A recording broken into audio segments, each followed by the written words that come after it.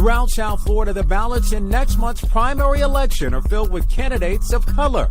The deadline to register to vote is quickly approaching. This is an election that we cannot play with. This year, more people are opting to vote by mail because of the ongoing pandemic. Vote from home. Walk to the front door and put your ballot outside for the postman to carry back. But is that the best choice for you? And if you're a returning citizen, what about Amendment 4? We'll update you on where the legal soap opera stands in terms of restoring your vote.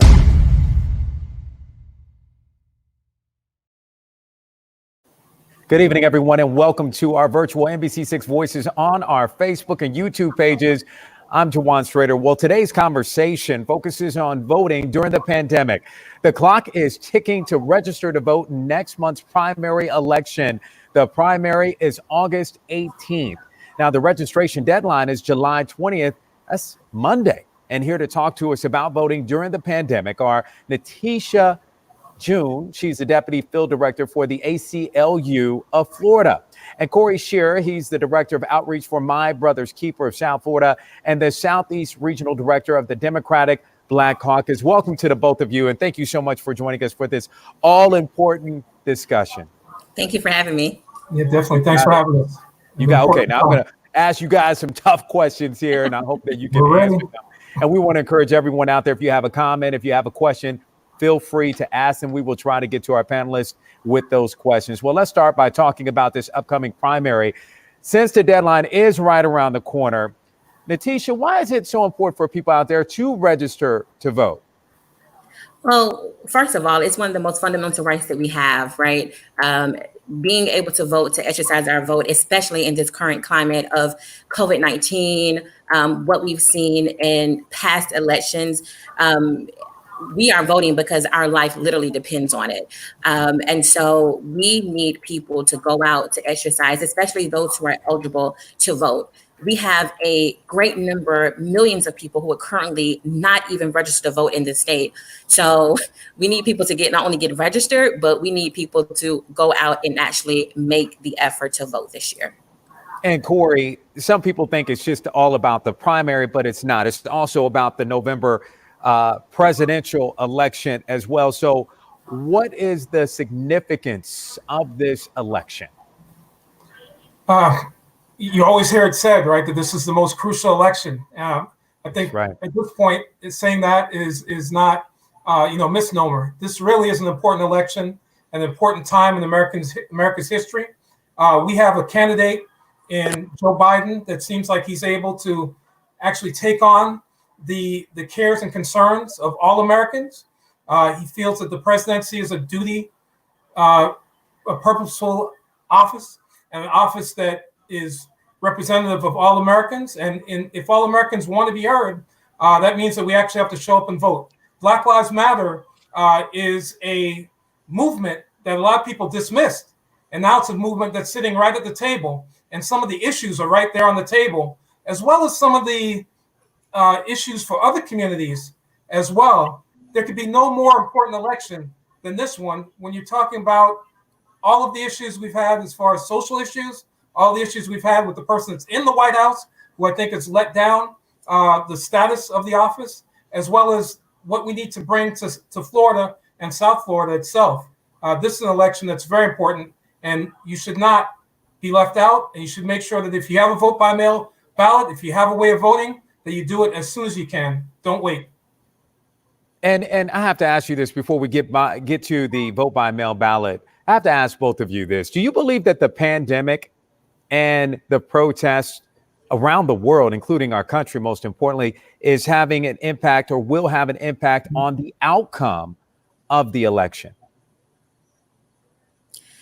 I think it will. I think that, some of the impacts that we're looking at right now really beg us to talk to our supervisors of elections and be very much aware of the races, who we're voting for, why we're voting for them. And that's one of the reasons why the ACLU of Florida takes our voter education so seriously. I mean, for 100 years, we have done our due diligence in educating people on the process, on the the actuality of getting out there to vote, doing election protection. And what we've seen in Florida is that voting here has been inequitable and inconsistent. And so because of that, right now where we stand with the Black Lives Matter, the protests that are happening with COVID-19, as I said before, we have to vote. Our lives literally depend on it. And not doing so puts us in a very scary predicament in this country. And Corey, do you believe that this energizes many people out there to come out and vote because of the pandemic and because of the protests? Well, I think that you're going to have, because of the protest and the prevailing, wins, not only politically, but the social wins, and the fact that people are actually discussing this at home, discussing this in their own individual meetings, even at work, for those that are at work and with their family members. This really, I think, has ignited a passion in people to have their voices heard. Now we just have to get them to understand the best way to get your voice heard is during an election.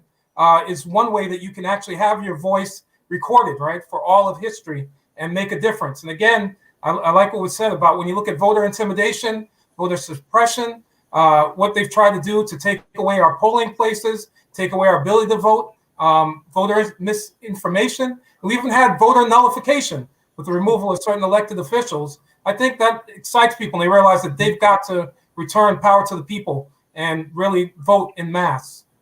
And let's get back to voting by mail. Corey, you mentioned that just a moment ago. And earlier, I spoke with the Congresswoman, Frederica Wilson, about voting by mail, because, of course, a lot of people out there are concerned because of the pandemic. Here's what the Congresswoman had to say about that. This is an election that we cannot play with. So because Florida is a state that you can vote absentee without having an excuse, there is no excuse for anyone in Florida to go to the polls. You must sign up to become an absentee balloter, and I call it vote from home. Vote from home in your pajamas, vote from home in the bathroom, vote from home with your children around the kitchen table, talking about the ballot, discussing it with them. Vote from home. Walk to the front door and put your ballot outside for the postman to carry back. And the vote from home ballot, you can track it on the computer. It shows when the election department sent the ballot to you. It also shows when you returned it, and it also shows when they counted it. So you don't need to think that it won't be counted. And that's the only ballot you can use that is really tracked on the computer. So, Natisha, I got to hear from you. What do you feel about voting by mail? What are your thoughts? I think that vote by mail should be fair and inclusive for all eligible voters. And our analysis from 2016 and 2018 elections really illustrated that voting by mail in Florida, unfortunately, is neither reliable nor is fair. We've had tens of thousands of vote by mail ballots that are often rejected because people failed to sign their absentee ballot the exact same way they did decades ago from when they originally got their identification card from the DMV. And so what we have seen is that Black voters have their mail ballots rejected twice as often as white neighbors. We've seen that young voters between 18 and 21 years old had their mail ballots rejected 2.5 times as often as other voters. And we've also seen that uniformed service members stationed away from home fighting for our country had their mail ballots rejected more than 3 times as often as possible during the vote by mail procedure and process. And so there is a responsibility for the supervisor of elections right now to ensure that not only because of COVID, but in general, that vote by mail is equitable as well as fair, and that everyone gets their ballot in a timely fashion. As we know, vote by mail started on July 9th, which was last week. And so we need to make sure that not only are people getting their ballots, but that people are also still registering for their ballots, because as you said, August 8th is going to be the deadline. And Corey, what do you have to say to folks out there who are voting in person as in regards to precautions they should take?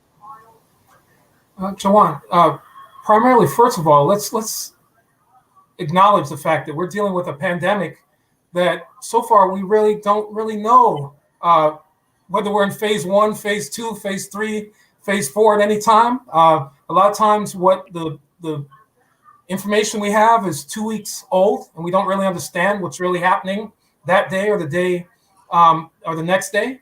So I'm going to suggest that people, first of all, do register to vote by mail. Do get on there and make sure that they look up their voter status, that they go to the state of Florida voter lookup and look up their status. But if you are going to go to vote, you have to make sure that you go early enough, give yourself enough time to get in and out of the polling place, give yourself a chance to go early vote, utilize the time when you can vote anywhere. You don't just have to vote at your precinct during the early voting period. At the same time, usually there are no lines. Almost always there are no lines. Don't wait for election day. And the same with even people that have a vote by mail ballot. Don't wait. If you're holding on to it, take a picture of it. If you're trying to use it as a voter guide, but get it in. Get it in. Okay, I have a viewer question here. And this question, one of you can answer this. Why do we need to vote by mail? Don't we stand in line at stores to pick up food from restaurants? Why can't we vote? Why can't we vote? It takes like 10 minutes. Yeah, I don't think that we can't, like, whether you stand in line and go and vote or whether you vote by mail. I think the reality is that we have processes, we have other means of being able to vote. And right now, especially with COVID-19, we know that we have an elderly population who could be in danger of voting. We have families. I have a family that could be, with small children, where you don't want to stand in line. You don't want to bring your children out there so that you can cast your ballot, especially if there aren't certain procedures taken within your polling location to do so safely. And so it is not an either or. I think that you can either register to get a vote by mail ballot. You can still drop it off to the SOE's office. That's the supervisor of elections office, or you can mail it in, or you can go online. And so there's no either or. Go and vote. Jawan, can I add to that? I mean, absolutely. We're talking about, there's an election 2018. We started out with 13 million eligible voters, and yet 33,000 votes determined who was going to be our governor. I'm sure that even some Republicans right now wish that they had, cast their votes differently. Or cast a vote. I mean, that's how important this vote has been. I mean, this is the way that you can dictate not only the in the primary for your local elections, but of course on the national side. We're also talking about judicial. You're talking about also your sheriff, your clerk of courts, your public defender, a lot of offices that have to really affect you on a daily basis. The vote is so important. Don't wait. Vote when you can. Vote. I'm going to say vote soon, right? I can't say vote often. That's illegal. That's all we want. But please vote soon. Get that ballot in. Get to a polling place early. And then if you have to, get there early on election day and go ahead and do your civic duty. We're counting on you. That's right. And we do have another comment here. It says it's great voting by mail because you could easily do research of each candidate before voting, to mention also staying safe. And of course, we've been talking about that. Something else, though, is, and Natisha, you spoke briefly about it, but the drawbacks about voting by mail and matching signatures, Corey, which is extremely important, because if the signatures don't match, Natisha, Corey, it doesn't count, or it's sent back. That's the concern I think that some people have. They have that fear that I'm going to vote by mail, and next thing you know, it gets lost. It's not counted. Juan, can I talk to that? Absolutely. Briefly, I mean, okay, so there are times when ballots aren't counted, right? Or they become contested, and then they have to go to a canvassing board and they have to review those ballots. But there's so many other times that people don't vote. It almost happened to me because I was away from my precinct helping out on election day, and then could barely make it to my precinct. When you have to vote on election day at a designated precinct, what if you get sick, or your child gets sick, or your car breaks down, you have a flat tire or automobile trouble, you work 2 or 3 jobs and you're trying to get there, but you can't get there, you're more likely to miss by waiting and not at least selecting a vote by mail ballot. And listen, there are challenges. I want to talk about the fact that this government overall, both federal and our statewide government, gubernatorial government, and our state legislators, they haven't helped us. when they move the mail sorting facility in Broward and move it to Opelika, Miami-Dade, our mail has to travel from Broward, then to Opelika, in the middle of Miami-Dade, and then back to Broward to get to the Broward supervisor elect. I'm having to catch my breath on this. This is really a complicated situation. So if you are going to do the vote by mail ballot, like in Broward, send it off, 4 or 5 days early. If you have it now, send it in now. Make your choices now based on the information you have. Send your vote in. But please, we're counting on you to vote. And, please make sure that you do try any way that's your best way of getting your vote in. And so it will not be thrown out, Natisha. It won't be thrown out, right? If my signature, if it shows that my signature didn't match for some reason, it won't be thrown out, will it? So there is a possibility that it will be thrown out, but there's also a curing process, right? And so some of the things that we've been talking about, we've been meeting with the SOEs, and we've had volunteers to go meet with SOEs to talk to them about this exact thing, right? And so one of the things that we've been stressing is the responsibility, again, on the supervisor of election to provide matching software as a first step in signature matching analysis to reduce the number of false rejections. The other side to that is if your ballot is sent off and you have not yet gotten a phone call, or you haven't been able to check in to see if your ballot actually counted, it is our due diligence to go onto the website, to make the phone calls ourselves, and to ask, has my vote being counted? But we live in an age of technology, right? We can get emails about our food coming in from Dash Door or something like that. And so the state must ensure a multi-step signature review process, but also use steps like sending a text message or sending an email for someone to come in and cure their ballots.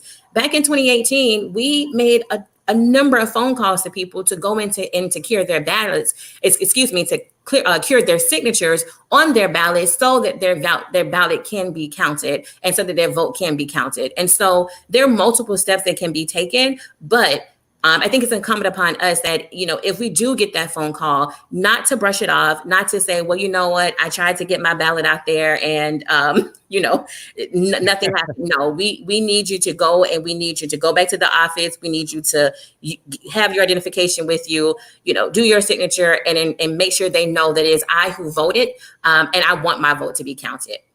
Okay, and I love the comments that are coming in from folks. It says your SOE must let supervisor of elections must let you cure your VBM, vote by mail ballot, if there is a signature mismatch. Mm-hmm. And I like that information because it's extremely important, because that's the concern.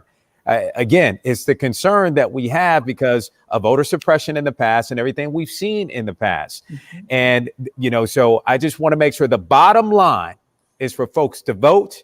And if you are trying to be safe, it's okay to vote by mail, correct? Yes. And also that we're counting on you. We're counting on your vote. Florida, your neighborhood, your community, we're counting on you to vote. Okay. Now, with that said, some others out there looking forward to voting. This year, more than 1 million returning citizens were supposed to have their voting rights restored thanks to Amendment 4. But, of course, it's been tied up in lawsuits and appeals for months now. You want to talk about voter suppression. Well, I talked about this with Desmond Meade. He is the executive director of the Florida Rights Restoration Coalition. Here's what he had to say.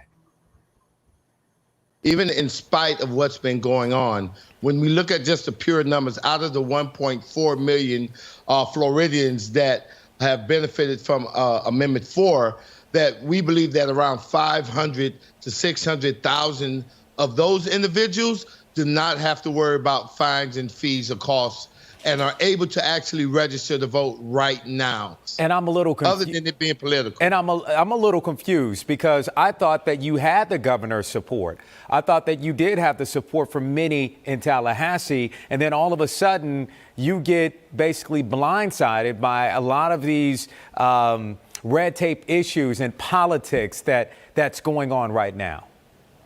Well, let me tell you, Joanne, talk is cheap.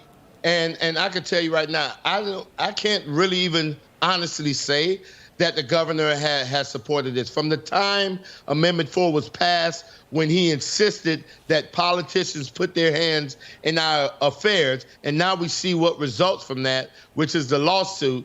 I cannot honestly say that the governor has been supportive of people with felony convictions or people who have paid their debt to society being let back in this democratic process. And so you can hear it straight from my lips. I believe that the governor is not a friend of returning citizens. He is not a supporter of second chances because his actions speak much louder than anything he could say. And I wanted to ask you about that 500 to 600,000 that you were just talking about just a minute ago. Will that 500 or 600,000, will they be able to vote? Basically, bottom line, will they be able to vote?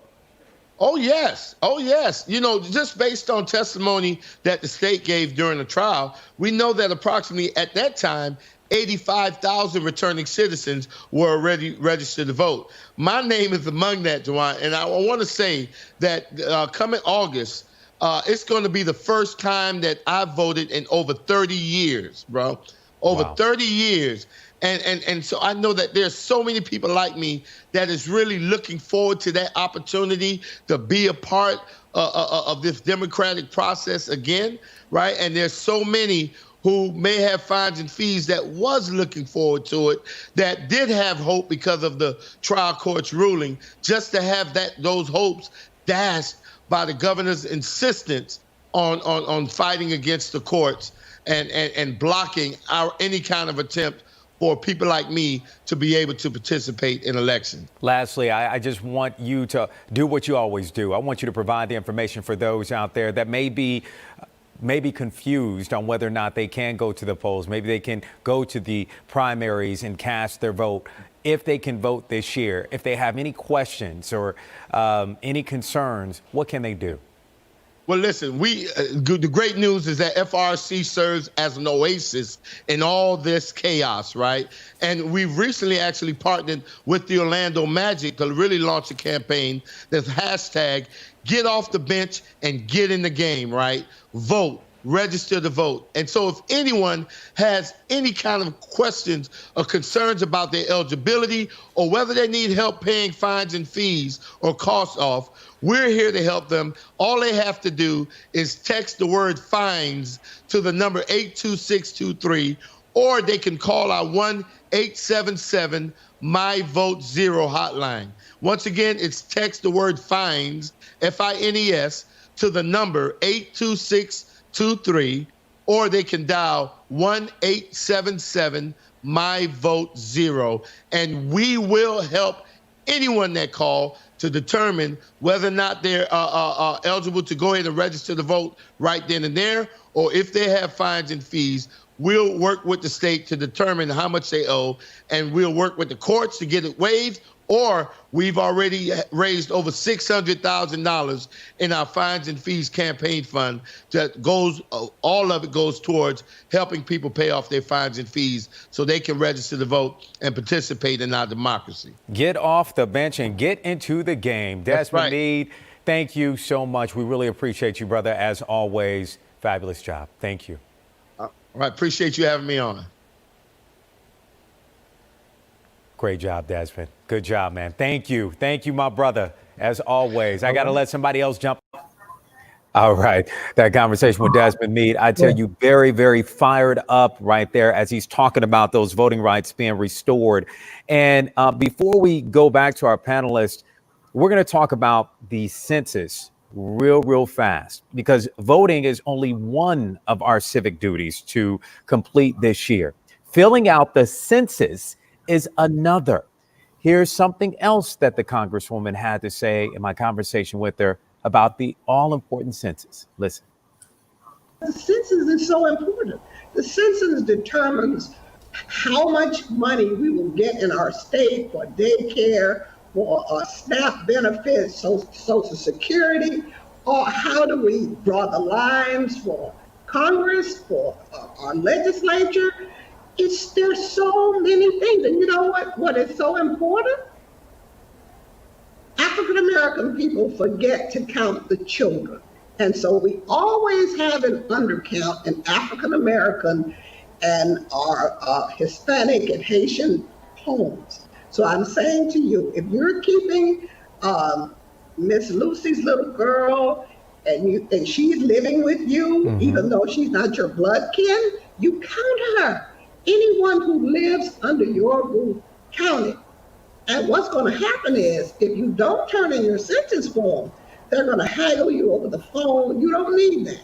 We do have people that will go door to door, knocking on your door, even in this pandemic, getting you to fill out the census. And don't worry about someone stealing your information, or you might not be a legal citizen. If you have a social security number, they already know where you are. So no one is looking for you for any kind of immigration purposes. Fill out the census. It is so important. It counts, and it counts people, and people equal money for our district. You heard that from the Congresswoman, Mama Wilson, as I always like to say, saying some all-important information right there. So let's bring our panelists back in on this discussion. Corey, why is the census so important? The census is important because every 10 years, the decennial census not only gives us a counting of the people in the United States of America and the people in your community, but also is the way that we allocate monies for certain things within our community. It's the way that we allocate our vote, the way that we get additional. Florida, I remember, had like 23 congressional districts. When I checked, I think now we're up to 28, I'm going to say. And we're planning to probably add 2 or 3 more.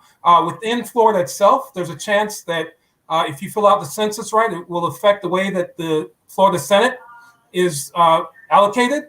That's really going to be important. And more importantly than that, the census data is private data. It's data that is actually not able to be shared for 72 years, I believe, as far as the private data. But the actual data, demographic data, is something that you can go on to the American Community Survey and utilize and know how many people in your area need help with getting online. If you're someone that's tech savvy, you can find out in your down to your block what is needed in your community by using the American Community Survey. So this is data that can be useful to us, but it's still private. There's no reason not to fill this out. In fact, there's every reason that somebody should fill this out and turn it in. It will only help you and help those in your own community. Amen. And I see Natisha nodding her head in agreement with you. Yes, I mean, it's an accurate count is vital to a strong democracy. If we do not have an accurate census count, we could lose Congress members within our community. It affects the Electoral College. I mean, it affects so many different areas that people don't really know about. And we all have to fill it out. We need to fill it out. Amen. Amen to that. And before we go, guys, I just want to go back to the importance of voting.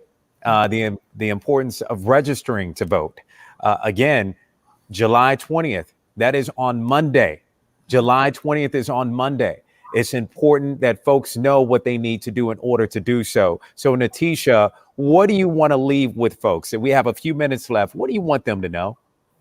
I want them to know that their vote does count, right? So many times we're told that our vote doesn't count, our voice doesn't count, but it does. And especially with local elections, vote down ballot, do the education now to know who you're voting for, why you're voting for them, and fill out your ballot. The deadline again for registration is on the 20th, but the deadline to register for vote by mail is on August 8th. And so, make sure you register to get your vote by mail ballot. Make sure that you fill it out. Make sure that you send it in time so that your vote can be counted. Again, this is one of the most fundamental rights that we have, and we must vote because our lives depend on it. Amen. Corey? Juwan, by the way, my sister so eloquently put, and the data is spot on. I do want to say we have 29 electoral votes now instead of 28, so I'll correct my mistake. But, vote is a sacred contract in a democracy. It's the only way that a voter can make their intentions known. In the case of Amendment 4, we have to continue to fight for that. I'm going to challenge the over 800 petition signers that signed the petition to get Amendment 4 on the ballot for you all to get mad, to get even by making sure they can't suppress your vote, that they don't have an easy way to nullify your vote. Go ahead and make sure that you vote. Get your vote in. To the over 5.1 million voters that said yes to Amendment 4, let's continue the fight. It's a daily fight, but definitely if by August 18th, you can actually get your vote in. You actually are part of a process that keeps the governor keeps the legislature, keeps people in Tallahassee from nullifying and ignoring your vote and using South Florida like donor counties where they don't respect our right to be able to be part of the political process and really deny our democracy and our democratic contract with the people. Please, it's very important. Corey, Natisha, thank you guys so much for coming in and sharing your knowledge about the importance of voting, what it takes, especially with the pandemic and everything else that's going on. We really appreciate you. Thank you once again for joining the show. And we want to thank all of those out there who tuned into this live stream. And we encourage you to share it. Let us know your thoughts on voting. Let us know what you intend on doing. And if you have any questions out there and in regards to registering to vote, you just saw the link there. Go to florida.gov. If you have any information, if you need to register to vote, because we want to hear from you, it is our important right, one that many of our ancestors died for. Let's make sure we don't let them down. And ladies and gentlemen, please be sure to follow me on Jawan NBC6. That is my Twitter page, also Instagram as well. Please let me know what you think about our conversation. Remember, voteflorida.gov if you also have any information regarding voting. Thank you so much for tuning in. Make it a great evening. Thank you.